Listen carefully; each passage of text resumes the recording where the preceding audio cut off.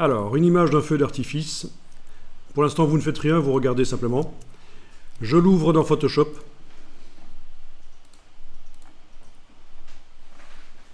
Regardez bien. Je l'ouvre dans Photoshop. Le principe, c'est le même que tout à l'heure. Je double-clique sur le calque pour le transformer en calque 0. En dessous de ce calque, je crée un calque vide dans lequel je vais remplir une couleur qui va être bien tranchante. Voilà, du vert par exemple. OK. Je travaille sur le calque là, je double-clique sur lui pour modifier les curseurs d'écrêtage. D'abord, j'aurais peut-être dû aller dans la palette des couches, voir dans quelle couche le feu d'artifice se détache le mieux de son fond. Donc menu fenêtre couche, et je vais aller voir ça. Alors couche rouge, si je veux intégrer ces effets lumineux, ce sera celle qu'il faudra choisir. Mais si je veux le feu d'artifice un peu plus squelettique, la couche verte ou la couche... oui, c'est la couche verte qui conviendra le mieux finalement. La couche rouge, vous voyez, elle a... Oui, sur la projection, ça ne se voit pas, désolé. Mais il y a des petites fumerolles gris foncé, en fait. Ok, alors disons que je vais utiliser la couche bleue, ça paraît pas mal. C'est le bon dosage entre les petites fumées du feu d'artifice et les parties lumineuses. Couche bleue. Je réactive RVB. Ne faites rien, regardez, vous allez avoir l'occasion de le faire après. Donc je double-clique sur la droite de la vignette ici. Option de fusion, comparaison sur bleu.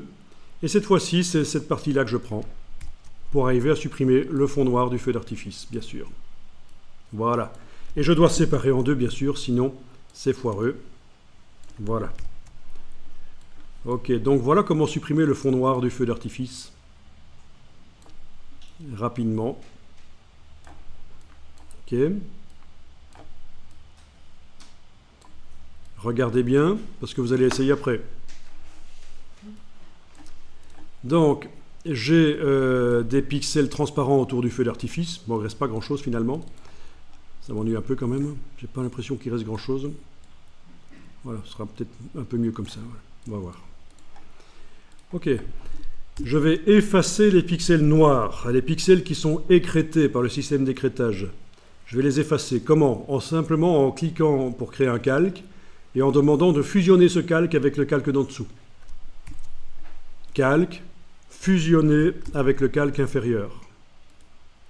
Et voilà, du coup, on a un feu d'artifice qui est entouré de transparence. Vous vous souvenez, tout à l'heure, on avait fusionné le calque avec le calque bouche-trou et ça avait supprimé les pixels qui étaient écrêtés. Mais le principe ici, c'est que pour les besoins de supprimer les pixels noirs, j'ai dû créer un calque. Voilà. Ensuite, je vais tester qu'est-ce qui se passe quand j'amène ce feu d'artifice sur l'image du désert, éventuellement, pour voir. Il faudra sans doute que j'assombrisse parce que le désert est fort clair.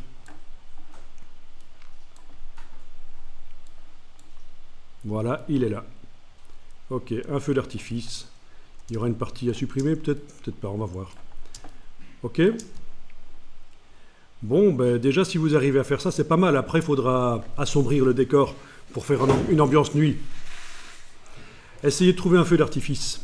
Donc, pour que je vous montre ici, j'ai tapé Fireworks.